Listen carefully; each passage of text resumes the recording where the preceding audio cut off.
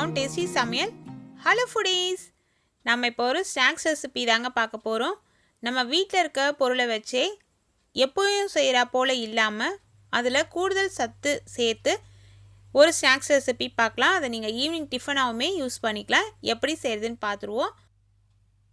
இதற்கு நம்ம உளுந்தம்பருப்பு ஊற வைக்க போகிறோம். உளுந்தம்பருப்பு நான் இன்றைக்கி 200 கிராம் அளவுள்ள உளுந்தம்பருப்பு ஊற வைக்க போகிறேன்.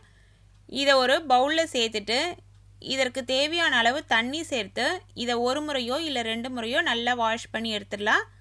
உளுந்தம்பருப்பை ஊற வைக்கிறதுக்கு முன்னாடியே நல்லா வாஷ் பண்ணிவிடுங்க. வாஷ் பண்ணிவிட்டு அந்த தண்ணியெல்லாம் இருத்துட்டு அதற்கு பிறகு தேவையான அளவு தண்ணி சேர்த்துட்டு ஒரு மணி நேரத்துலேருந்து 1.25 மணி நேரம் வரைக்கும் ஊற வச்சுக்கலாம். தண்ணி அளவாக சேர்த்து ஊற வச்சுக்கலாம், நிறைய தண்ணி சேர்க்க வேணாம். இப்போ ஊறியாச்சு. இப்போ பார்த்திங்கன்னா தண்ணி இதில் கரெக்டாக இருக்குது. இது நம்ம ஒரு வடிகட்டி வச்சு தண்ணியெல்லாம் இருந்துடலாம். அந்த இருக்கிற தண்ணியை தனியாக எடுத்து வச்சுக்கோங்க. இன்னொரு பவுலில் நம்மளோட காரத்துக்கு ஏற்றாற் போல் பொடியாக நறுக்கின பச்சை மிளகாய், நான் இன்றைக்கி 4 பச்சை மிளகாய் சேர்த்துருக்கேன். 1 இன்ச்சு நீளமுள்ள இஞ்சி தோலெல்லாம் எடுத்துகிட்டு பொடியாக நறுக்கி சேர்த்தாச்சு. ஒரு பெரிய சைஸ் வெங்காயம் பொடியாக கட் பண்ணி அதையும் இதனோட சேர்த்துடலாம். எவ்வளோ பொடியாக கட் பண்ண முடியுமோ அந்தளவு பொடியாக கட் பண்ணுங்கள்.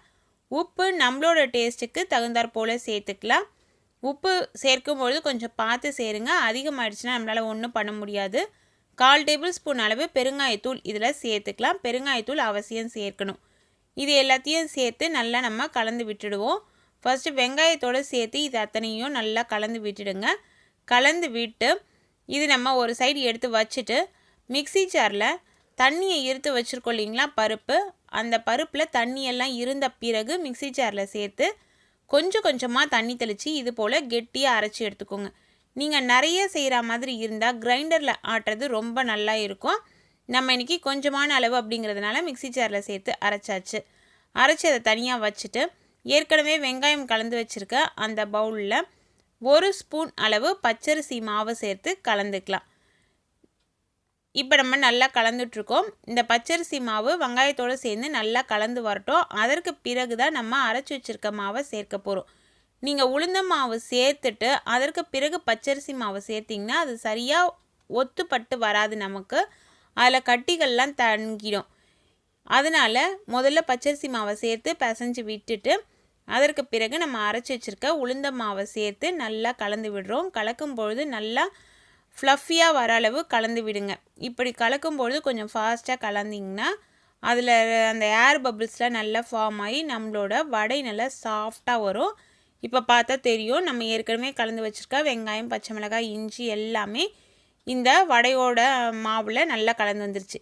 இப்போ நம்ம இதில் ஒரு முக்கியமான பொருள் சேர்க்கிறோம். அது என்ன அப்படின்னு பார்த்திங்கன்னா கீரை தான் கட் பண்ணி சேர்த்துருக்கேன். நல்லா பொடியாக கட் பண்ண முளைக்கீரை சேர்த்துருக்கேன்.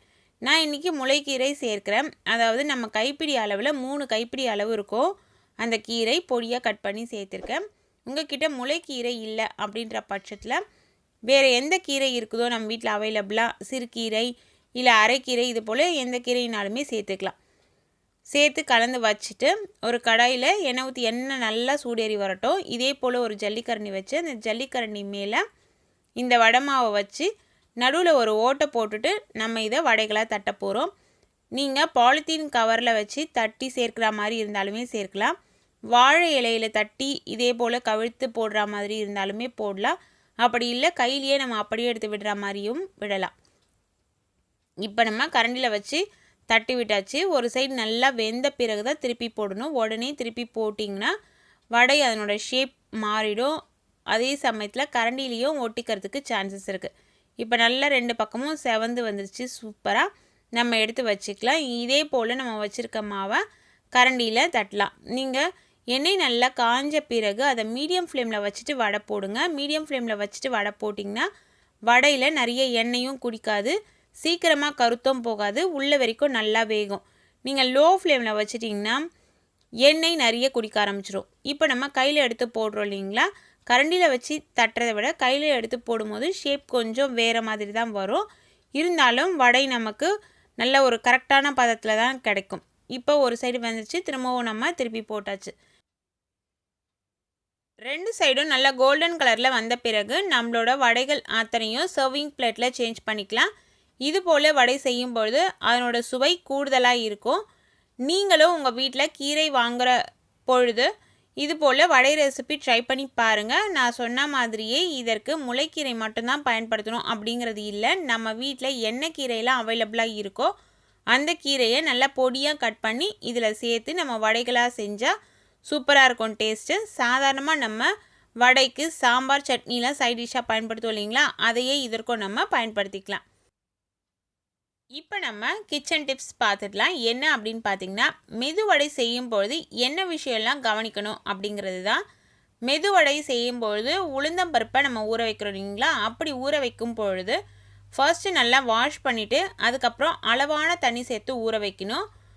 குறைஞ்சபட்சம் 3/4 மணி நேரத்துலேருந்து அதிகபட்சம் ஒரு 1.25 மணி நேரம் வரைக்கும் ஊறினாலே போதும். நிறைய நேரம் ஊறக்கூடாது. நிறைய நேரம் ஊறுச்சுன்னா எண்ணெய் நிறைய குடிக்கும். அதற்கு பிறகு நீங்கள் வடைகள் தட்டி சுடும் பொழுது மீடியம் ஃப்ளேமில் வச்சு சுட்டுக்கோங்க. ஹை ஃப்ளேமில் வச்சிங்கன்னா சீக்கிரமாக கருத்து போயிடும், உள்ளே வேகாது. லோ ஃப்ளேமில் வச்சிங்கன்னா எண்ணெய் நிறைய கோத்துக்கும். அது மட்டும் இல்லாமல் இந்த வடை நல்லா வேகணும் அப்படின்னா மெதுவடையில் கண்டிப்பாக நடுவில் ஒரு ஓட்டை நம்ம போடணும். சப்போஸ் நீங்கள் அரைக்கிற மாவில் தண்ணி ஆயிடுச்சு, நீங்கள் தண்ணி தெளித்து அரைக்கும் பொழுது அதில் தண்ணி அதிகமாகிடுச்சு அப்படிங்கிற பட்சத்தில் வீட்டில் பச்சரிசி மாவு இருந்ததுன்னா, அதாவது இடியாப்ப மாவு இருந்ததுன்னா அதில் உங்களுக்கு தேவையான அளவு 1 டேபிள் ஸ்பூனோ இல்லை 2 டேபிள் ஸ்பூனோ சேர்த்துக்கோங்க. சப்போஸ் இடியாப்ப மாவு இல்லாத பட்சத்தில் கொஞ்சம் பச்சரிசியை எடுத்துகிட்டு நல்லா மிக்ஸி ஜாரில் சேர்த்து பவுடராக செஞ்சு அந்த பவுடரை ஜலிச்சு அதனோட சேர்த்துக்கோங்க. இதெல்லாம் நம்ம கவனத்துக்குள்ள வச்சுக்கிட்டு மெதுவடை செஞ்சால் பர்ஃபெக்டான மெதுவடை நமக்கு கிடைக்கும். Thank you friends.